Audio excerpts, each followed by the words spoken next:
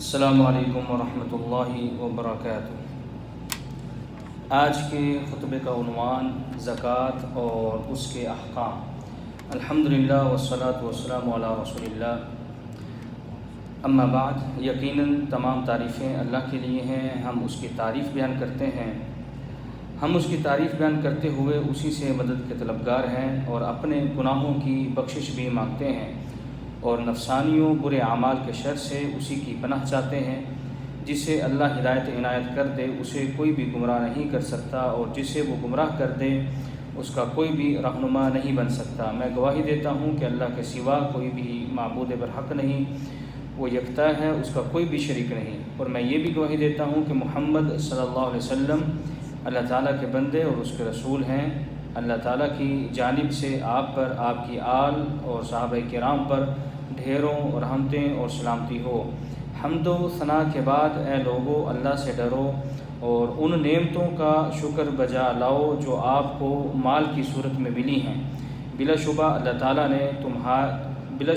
تعالیٰ نے تمہیں تمہاری ماؤں کے پیٹوں سے ایسے نکالا کہ تم کچھ بھی نہیں جانتے تھے، اور نہ تم اپنے نفس کے نقصان اور نہ ہی نفع کے مالک تھے۔ پھر اللہ تعالیٰ نے تمہارے لیے رزق کا حصول آسان کر دیا اور تمہیں وہ کچھ بھی دیا جس کے تم اہل نہیں تھے۔ بس شکر کرو اللہ کا اے مسلمانوں، شکر کرو اللہ کی اس عظیم نعمت کا، اور جو اللہ تعالیٰ نے تم پر واجب کیا ہے اسے ادا کر کے اپنے مال کو پاک اور صاف کر لو۔ اے مسلمانوں، تنگ دلی اور بخیلی سے بچو۔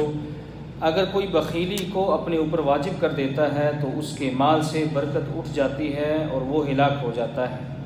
اے مسلمانوں، زکوٰۃ کے مال میں جو اللہ تعالیٰ نے تم پر واجب کیا ہے، یہ ارکان اسلام میں نماز کے بعد تیسرا بڑا رکن ہے، اور اس کی عدم ادائیگی پر اور بخل کرنے پر قرآن میں سخت ترین وعید بیان کی گئی ہے۔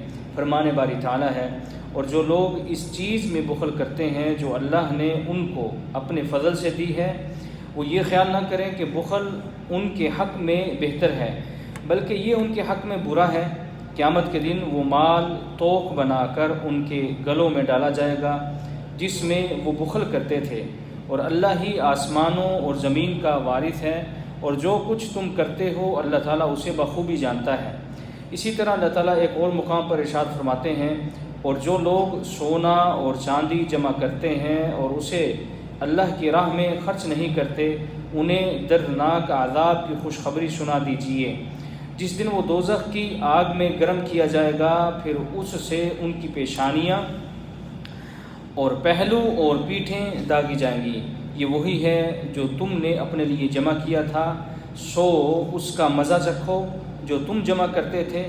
اس آیت کے تناظر میں نبی اکرم صلی اللہ علیہ وسلم نے فرمایا، جسے اللہ نے مال دیا اور اس نے اس کی زکوٰۃ نہیں ادا کی، تو قیامت کے دن اس کا مال نہایت زہریلے گنجے سانپ کی شکل اختیار کر لے گا۔ اس کی آنکھوں کے پاس دو سیاہ نقطے ہوں گے جیسے سانپ کے ہوتے ہیں۔ پھر وہ سانپ اس کے دونوں جبڑوں سے اسے پکڑ لے گا اور کہے گا کہ میں تیرا مال ہوں اور میں تیرا خزانہ ہوں۔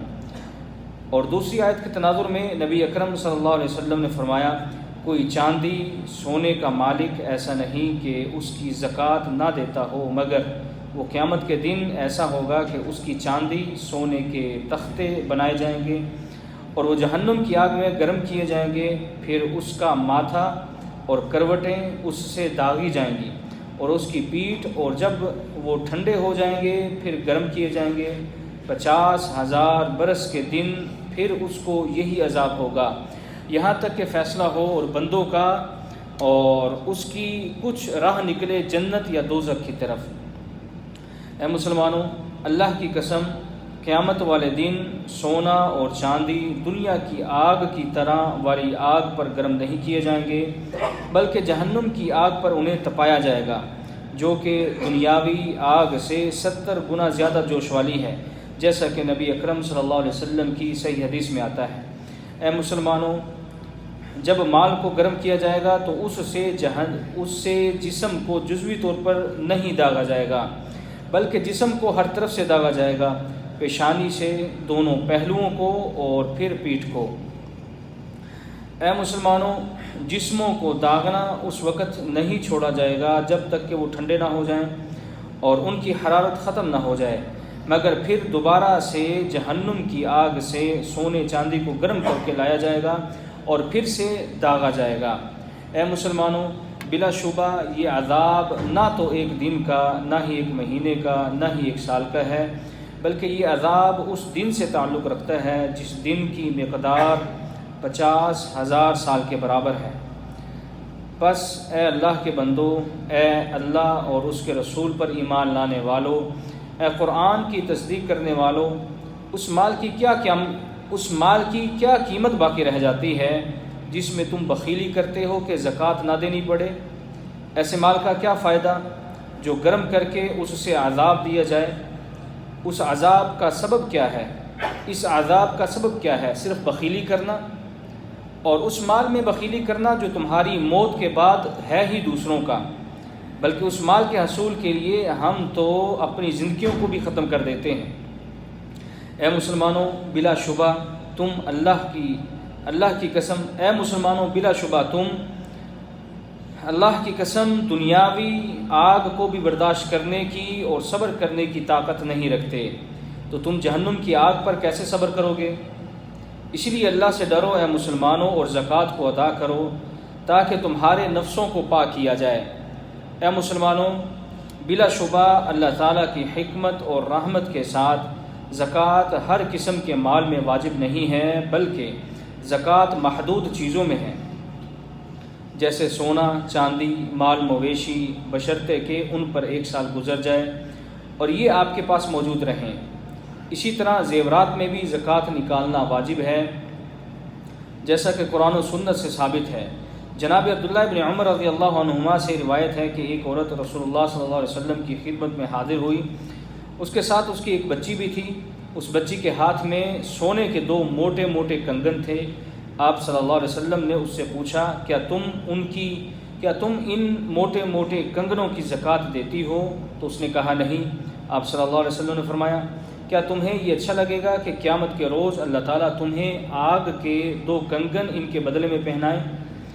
عبداللہ ابن عمر بن عاص رضی اللہ عنہما کہتے ہیں کہ اس عورت نے دونوں کنگن اتار کر انہیں رسول اللہ صلی اللہ علیہ وسلم کے سامنے ڈال دیا اور بولی، یہ اللہ اور اس کے رسول کے لیے ہیں۔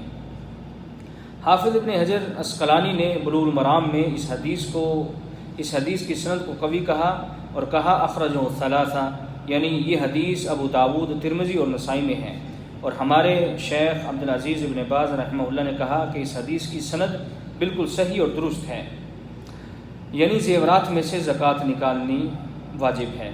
یہ بات بھی یاد رکھیں، جب سونا 20 مثقال یعنی 85 گرام یا 7.5 تولہ ہو جائے تو 2.5% زکوٰۃ دی جائے گی۔ اسی طرح چاندی اگر 140 مثقال یعنی 52.5 تولے ہو تو اس میں 56 ریال سعودی زکوٰۃ نکلے گی۔ اگر سونا یا چاندی نصاب کو نہیں پہنچا تو ان میں زکوٰۃ نہیں ہے۔ زکوٰۃ نکالنے کا طریقہ یہ ہے کہ سنارے کے پاس زیورات یا سونا لے جائیں۔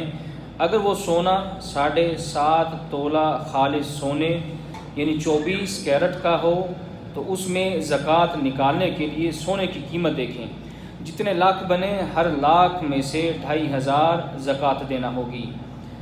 اسی طرح اگر نقدی اتنی ہے کہ اس سے 52.5 تولہ چاندی خریدی جا سکتی ہے تو اس میں بھی 2.5% زکوٰۃ نکالنا ہوگی۔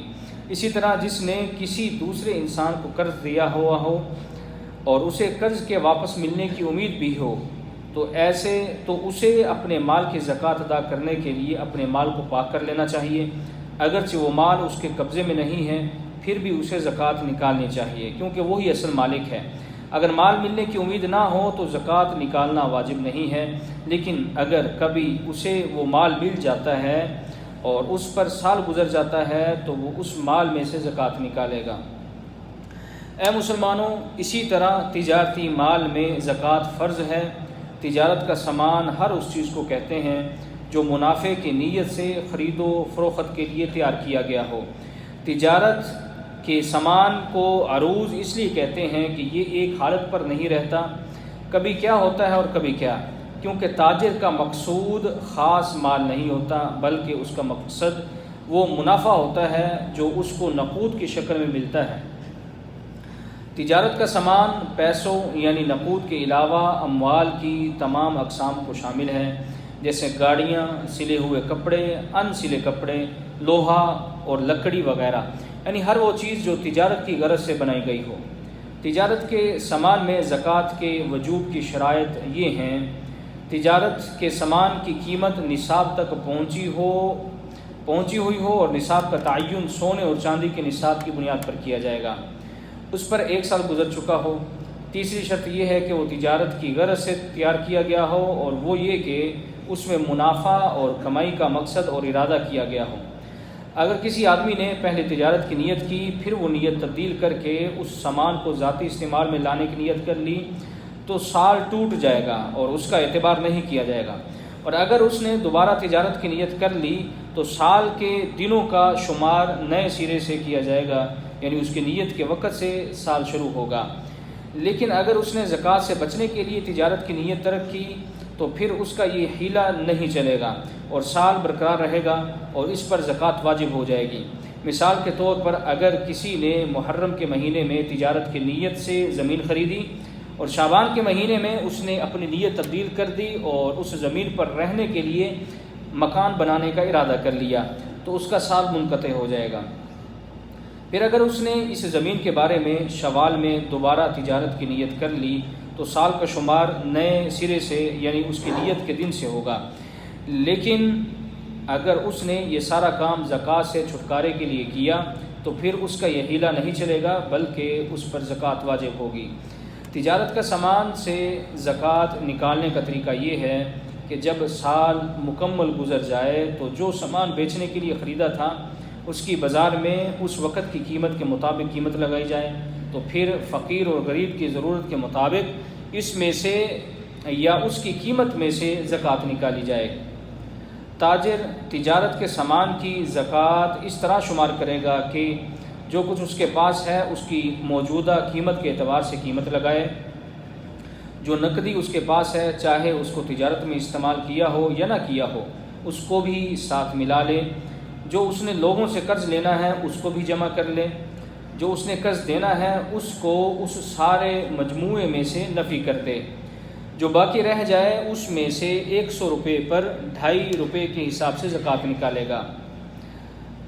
تجارت کی زکوٰۃ کے حساب کے لیے زکوٰۃ واجب ہونے والے دن موجودات یعنی موجودہ چیزوں کو دیکھا جائے گا اور ان کی قیمت لگائی جائے گی، اور نفع اور نقصان کو بالکل نہیں دیکھا جائے گا۔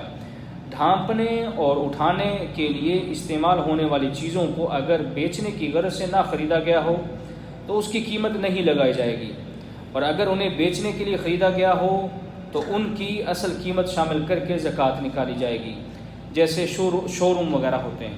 اسی طرح سامان کی قیمت ایسی لگائی جائے گی جو ہر تاجر کے لیے قبول ہو، چاہے وہ سارا سامان خریدے یا آدھا خریدے، اور اس قیمت سے سال کے آخر میں وہ سامان خریدا جا سکتا ہے، یعنی مناسب قیمت لگائی جائے گی، بیچنے والی اور بازاری قیمت نہیں لگائی جائے گی۔ اور اگر قیمتیں تبدیل ہو جائیں یعنی زکوٰۃ واجب ہونے والے دن قیمت کم ہو اور زکوٰۃ کی ادائیگی والے دن قیمت بڑھ جائے تو زکوٰۃ واجب ہونے والے دن کی قیمت کا اعتبار کیا جائے گا۔ ایک جگہ سے دوسری جگہ منتقل ہونے والے سامان کی زکوٰۃ قبض سے پہلے مالک پر واجب ہوتی ہے، اور خریدے ہوئے سامان پر قبضہ اس وقت ہوتا ہے جب وہ شرط اور وصف پائی جائے جو سامان کی خرید و فروخت کے وقت لگائی گئی تھی۔ مثال کے طور پر اگر خرید و فروخت کے وقت یہ شرط لگائی گئی کہ بیچنے والا اپنی بندرگاہ پر سامان اس کے حوالے کرے گا تو اس صورت میں سامان کو کشتی یا بحری جہاز کے حوالے کرتے ہی خریدنے والے اس کا مالک بن جائے گا۔ اور اگر خرید و فروخت اس بنیاد پر کی گئی کہ بیچنے والا خریدنے والے کی بندرگاہ پر سامان اس کے حوالہ کرے گا تو پھر خریدنے والا اس سامان کا اس وقت تک مالک بنے گا جب یہ سامان اس کی بندرگاہ پر پہنچے گا، تو اسی دن سے زکوٰۃ کے سال کی ابتدا ہو جائے گی۔ اگر تجارت کا سامان مختلف قسم کی کرنسیوں پر مشتمل ہو یا سونا اور چاندی ہو تو اس کی قیمت اس کرنسی سے لگائی جائے گی جس کے ذریعے سے تاجر نے تجارت کے سامان کی قیمت لگائی تھی، اور کرنسی کی اس دن کی قیمت کا اعتبار کیا جائے گا جس دن زکوٰۃ واجب ہوئی تھی۔ تجارت کا وہ سامان جس کی قیمت مشتری خریدار ادا کر چکا ہو، لیکن وہ سامان ابھی تک بائیں بیچنے والے کے قبضے میں ہو تو ان ادا شدہ پیسوں کی زکوٰۃ مشتری پر نہیں بلکہ بائیں پر واجب ہوگی۔ اے مسلمانوں، بلا شبہ زکوٰۃ نکالنا کافی نہیں ہے، بلکہ اس کی تقسیم بھی ایک اہم فریضہ ہے۔ جن 8 مصارف میں زکوٰۃ خرچ کرنا واجب ہے انہیں اللہ تعالیٰ نے بالکل واضح لفظوں میں بیان فرمایا ہے، اور یہ بھی بتایا کہ انہی مصارف میں زکوٰۃ خرچ کرنا واجب ہے، اور یہ علم و حکمت پر مبنی فیصلہ ہے۔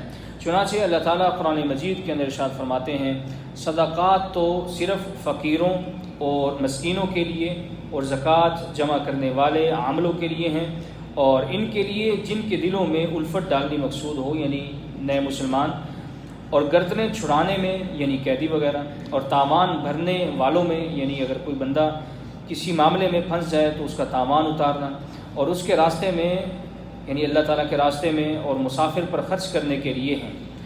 یہ اللہ کی طرف سے ایک فریضہ ہے، اور اللہ سب کچھ جاننے والا کمال حکمت والا ہے۔ اے مسلمانوں، جان لو کہ زکوٰۃ کوئی جرمانہ نہیں بلکہ ایسی غنیمت ہے جو تمہارے اسلام کو پورا کرتی ہے اور تمہیں پاک کرتی ہے، اور تمہارے مال میں برکت اور زیادتی کا باعث بنتی ہے۔ اے اللہ، جو ہم پر واجب ہے اسے ادا کرنے کی توفیق عطا فرما۔ اے اللہ، ہم بخل تنگ دلی سے تیری پناہ چاہتے ہیں۔ اے اللہ، ہمیں ان لوگوں میں شامل کر لے جو تیرے راستے میں اپنے مالوں کو خرچ کر کے تجھے راضی کرتے ہیں۔ اے جہانوں کے مالک، اے جود و کریم، ہمیں ہدایت کاملہ عطا فرما۔ اللہ تعالیٰ میرے اور آپ سب کے لیے قرآن مجید کو خیر و برکت والا بنائے، مجھے اور آپ سب کو اس ذکر حکیم سے مستفید ہونے کی توفیق عطا فرمائے۔ وآخر دعوانا الحمدللہ رب العالمین۔